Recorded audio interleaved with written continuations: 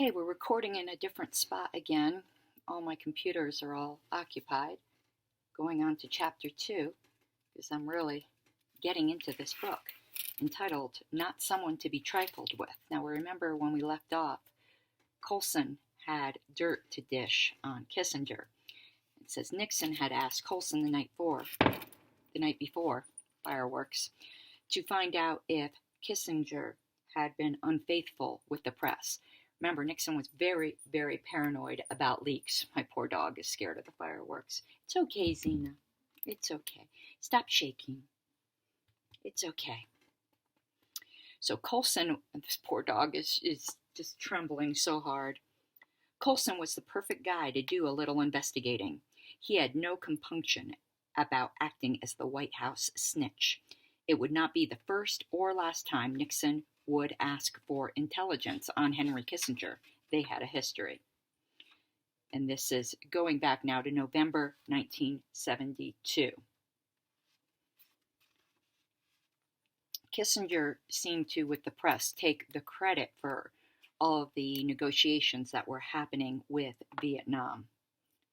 He says he always acted alone in his diplomacy, fancying himself like the Lone Ranger, which is imagery that Nixon wanted for himself. And this is interesting. It says, in an unguarded moment, Nixon instructed Haldeman to tell Kissinger that he had recorded all of their conversations. It's unlikely that Haldeman relayed to Kissinger that the taping system existed. He was used to knowing when Nixon would tell him to do something that he would regret, and then he would just not do it. So it says, thus, as Kissinger was entangled in some of the most delicate and intense negotiations with the North Vietnamese in the Paris talks, his boss was obsessing over who should get the credit and wantonly raiding Kissinger's files. And Al Haig, an army general from West Point, whom Kissinger had brought onto his staff to assist with military matters, was singled out by Nixon to become his own personal mole within the Kissinger camp. And the rift between these two men was a harbinger of things to come.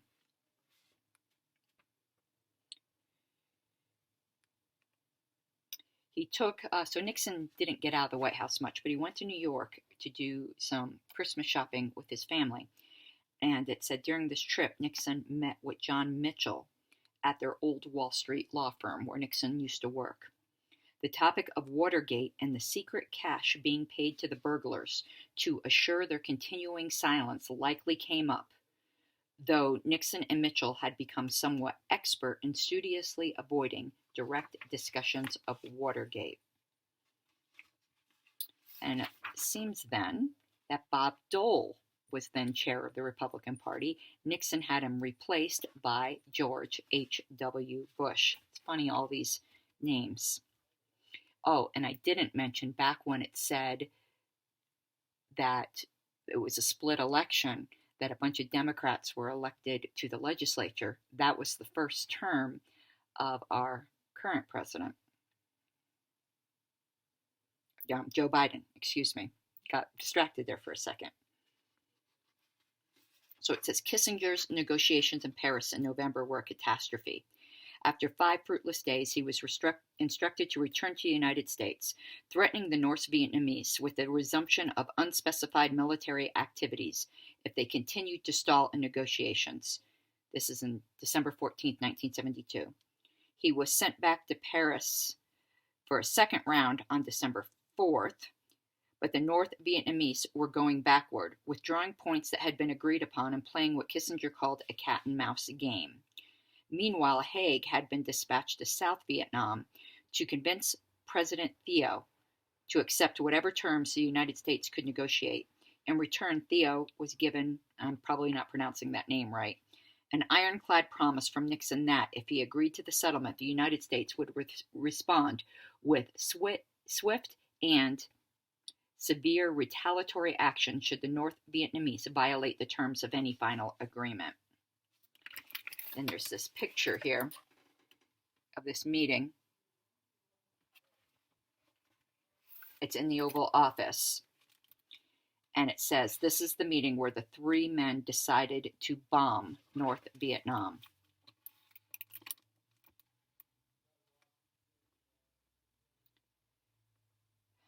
And the North Vietnamese were becoming less and less amenable to negotiations. And it says Nixon knew what was causing the problem. With Congress set to reconvene in January 73, the North Vietnamese strategy was to string things along, hoping for the best possible settlement terms, even perhaps the unilateral abandonment of South Vietnam by the United States. They think the Congress will say, to hell with the war. With time running against them, Nixon, Kissinger, and Haig all agreed that the only thing left to do was to deliver a quote-unquote terrific wallop with a renewed bombing campaign that would target all of the power plants and transportation infrastructure in the North. Nothing would be said publicly about the bombing. It would just start.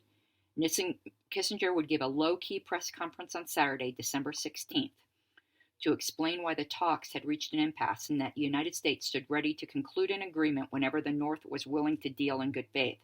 And then, within 48 hours of the press briefing, the United States would begin, in Kissinger's phrasing, to bomb the bejesus out of the North. Haig convinced Nixon that there should be a truce on Christmas Day, but otherwise the campaign would last for approximately 2 weeks until Congress reconvened in the new year.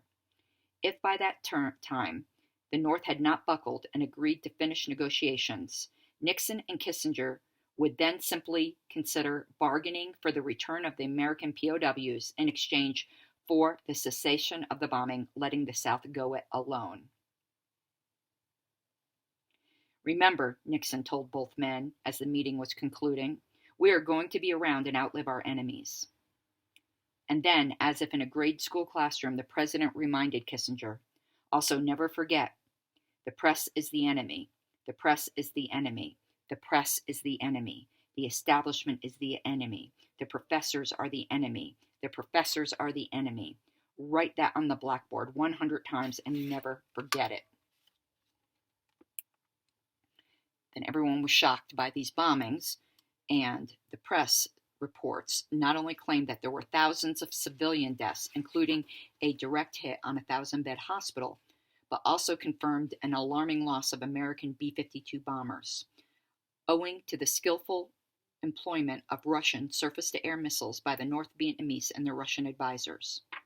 In a condensed period, 28 aircraft, including 15 B-52s costing nearly $8 million each, were shot down. 31 pilots and crew became POWs, and 93 were declared missing in action.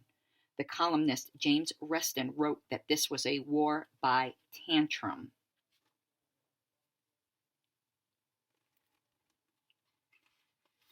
And President Truman then passed away during this time. And the Truman story and the documentaries about his life dominated the news for a day or two, Colson guessed.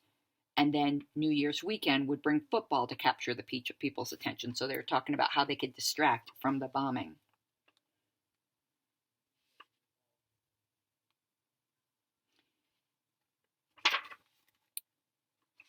As a result of the savage bombing, secret communications with the North Vietnamese opened through back channels. On Friday, December 22nd, the North Vietnamese were told that the United States would end the bombing within 36 hours if they agreed to return to serious negotiations and to complete the agreements. We've gotten our message across, Mr. President, Kissinger replied. And we've gotten it across before all hell breaks loose here, meaning the return of Congress, and we face down these people again, and you have shown you are not someone to be trifled with. The title of this chapter.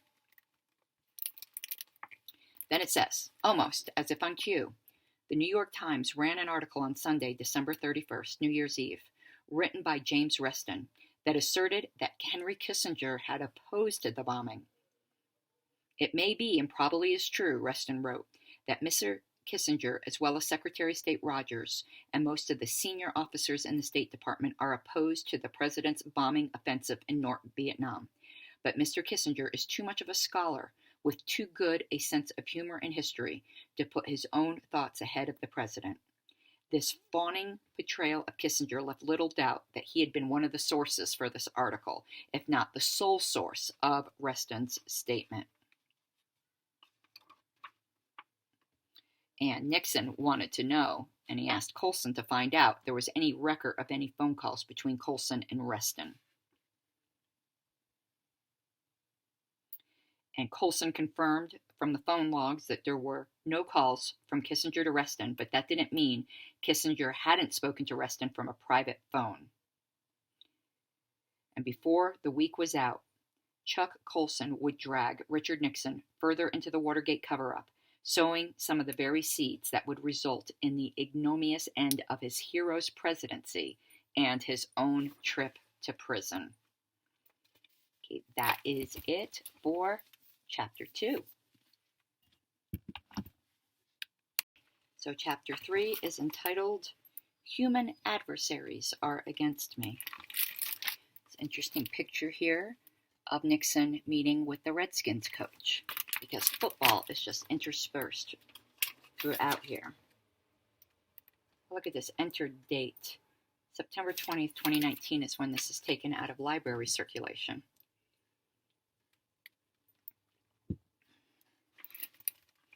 And in this picture, Nixon is holding, it says, an ebullient. That's not a word we use very much. Nixon proudly held an autographed football the coach had brought with him as a souvenir. Like, these little human touches are very touching to me.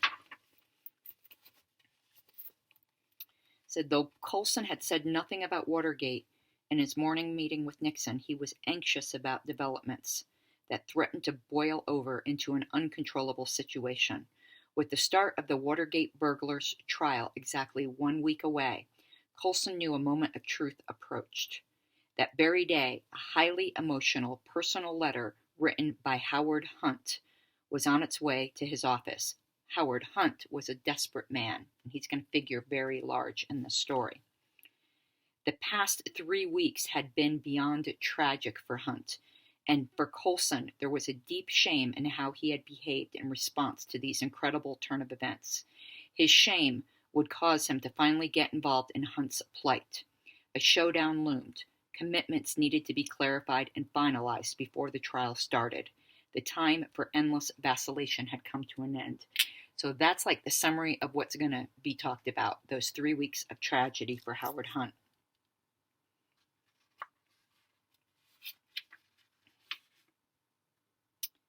So it's going back to November 72 and talking about when Daniel Ellsberg leaked the Pentagon Papers, a top secret study of America's involvement in Southeast Asia, to the New York Times and other newspapers. That happened in June 1971. This was a turning point for Hunt and the start of the so-called White House plumbers.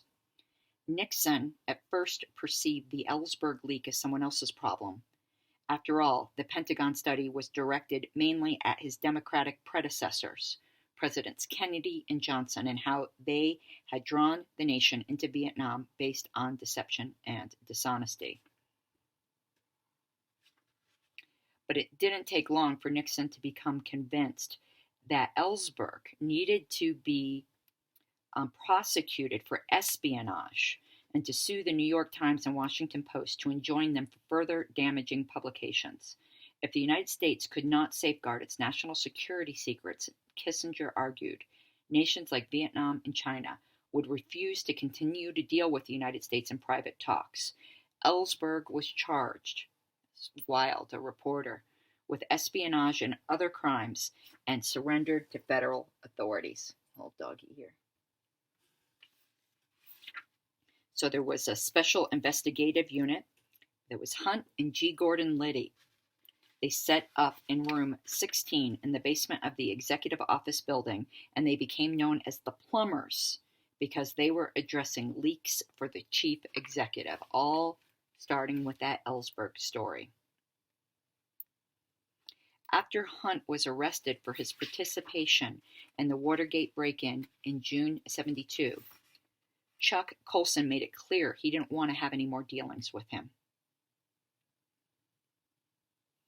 But Colson became linked with Hunt in the newspapers, no matter how hard he tried.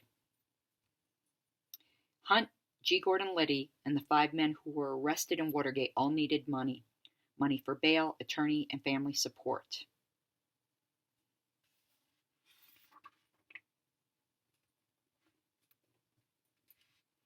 The men understood that they were to act as soldiers in a war, saying nothing about who ordered the break-in or its purpose. The money paid to them would become known as hush money. And Hunt's wife, Dorothy Hunt, became the conduit, the paymistress for this hush money. Though Howard Hunt received assurances in late August through Colson's secretary that everything would turn out all right after the election, Hunt and his wife grew apprehensive that the opposite was true. The delivery of the money had become irregular, and there was not enough of it to go around. The Hunts became convinced that they would be all but forgotten after the election. And Colson became frantic that he would get a recording of Hunt admitting that Colson had nothing to do with ordering the break-in. And he did record calls that he foolishly did not delete. And Colson was elated that these calls did not implicate him in ordering the break-in, but he missed the fact that by virtue of these conversations, he had just been reeled into the conspiracy in obstruction of justice. And John Dean realized this as he was listening to Colson's tape. He realized they were paying defendants in a criminal case to maintain their silence.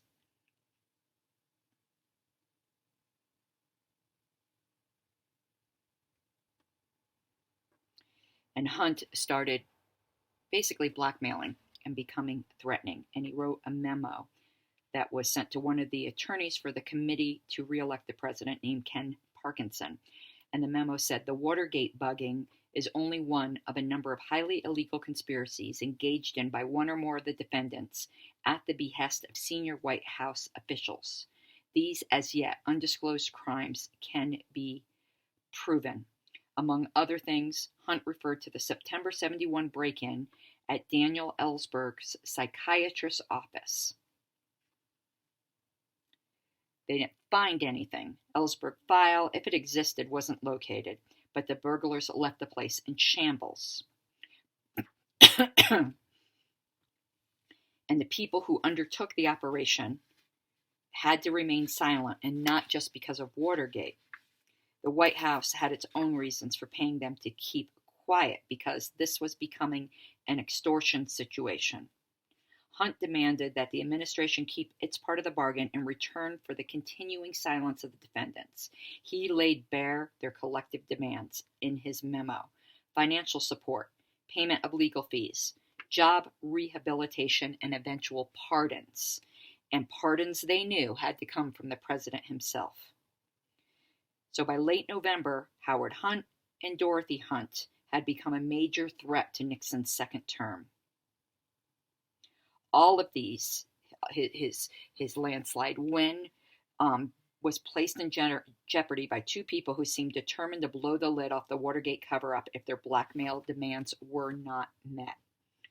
So then in December 72, Dorothy Hunt was flying from the National Airport to Midway in Chicago, and for some reason, don't ever do this. She was flying in first class. Do that, that's fine.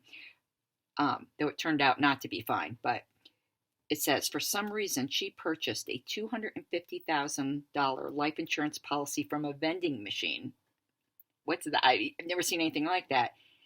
In the National Airport before boarding. Was flying so much more dangerous than you could buy life insurance at the airport from a vending machine. And as it turned out, the plane did in fact crash.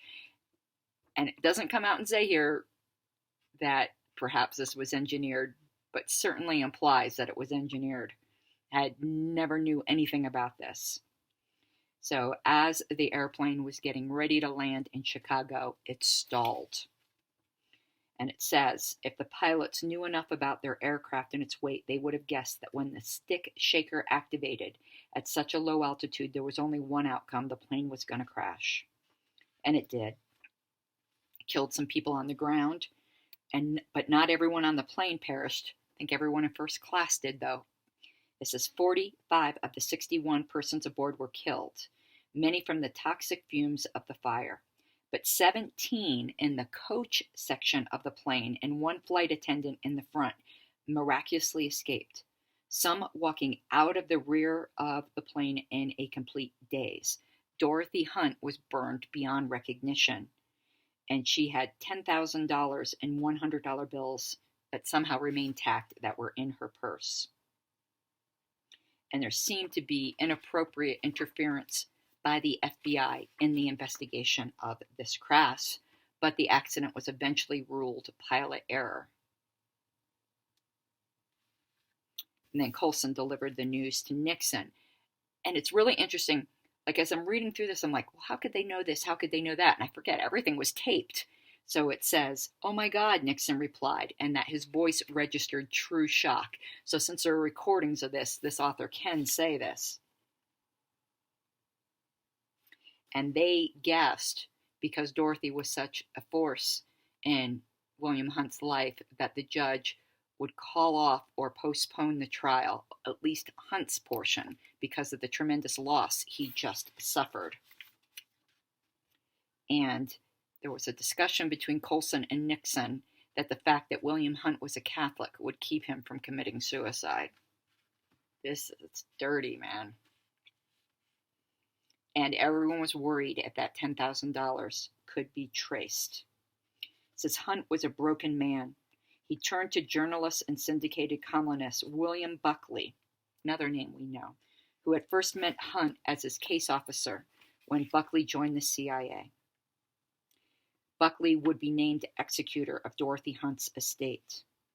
But the judge was not compassionate and would not postpone his portion of the trial, and he was ordered to return to Washington on the day after Christmas, the day Harry Truman would pass away in Independence, Missouri, to be examined by government-appointed physicians who deemed him fit for trial, and it would start 1 month to the day after Dorothy Hunt's death. But this is then the letter that we talked about at the beginning of this chapter that was sent to Colson. And Hunt wrote that his wife's death had changed his personal equation. His first concern had to be his children. This letter was filled with pathos. There is a limit to the endurance of any man trapped in a hostile situation, and mine was reached on December 8th, he wrote. So Colson sent this letter to John Dean on January 2nd, 1973, with a cover memo simply stating, "Now what the hell do I do?" That's it for Chapter 3.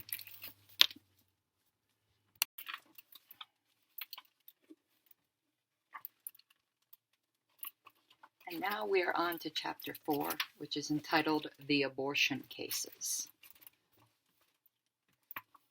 And it talks about a phone call between Chief Justice Burger and Nixon. Burger never even mentions the impending abortion cases, but does mention that he's struggling with a pornography case, which was Miller versus California. And Burger told the president that he thought the then prevailing, quote-unquote, without redeeming social value test for obscenity was senseless, emanating from some of the campuses, that if they have one of these outrageous orgies, then they mention Vietnam or the condition of the ghettos, it redeems the whole thing. Burger wanted to change the law, tying it to local community standards of obscenity, and not allowing proof of what Burger believed was a more permissive national standard. What Burger failed to disclose was that he was struggling mightily with an issue that dwarfed busing or obscenity. He faced the monumental question of when life begins. So it says the road to Roe began with the unexpected resignations of 2 Supreme Court justices in September 71. Justice Hugo Black and Justice John Marshall Harlan. And it said the prospect of 2 retirements must have been a source of wonderment to President Nixon, with a suddenness he could never have hoped for, The opportunity arose to completely make over the Supreme Court during his first term. He had already appointed 2 justices last term.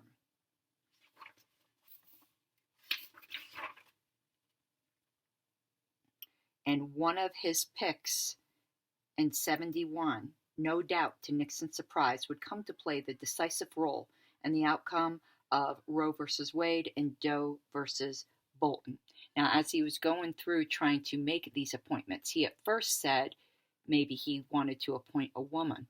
And there was just outrage that a woman would be appointed to the Supreme Court. And he actually nominated one or put forth one, but she failed the confirmation. And Warren Burger said he would resign. Chief Justice Burger said he would resign if a woman was appointed. And Nixon said that this was sheerly political. I don't think a woman should be in any government job whatsoever, he privately told Haldeman. I mean, I really don't. The reason why I do is mainly because they are erratic and emotional. Men are erratic and emotional too, but the point is a woman is more likely to be.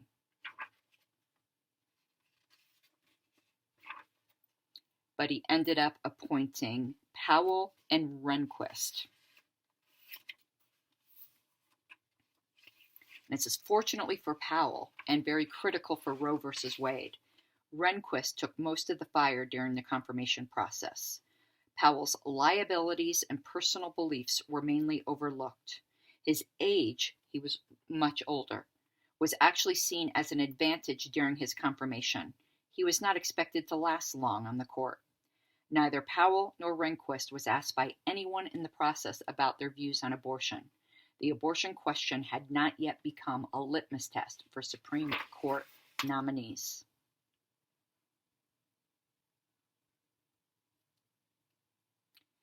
And when they discussed the possibility of him getting to appoint even another one at some point in his term, Burger made it clear, appoint another man.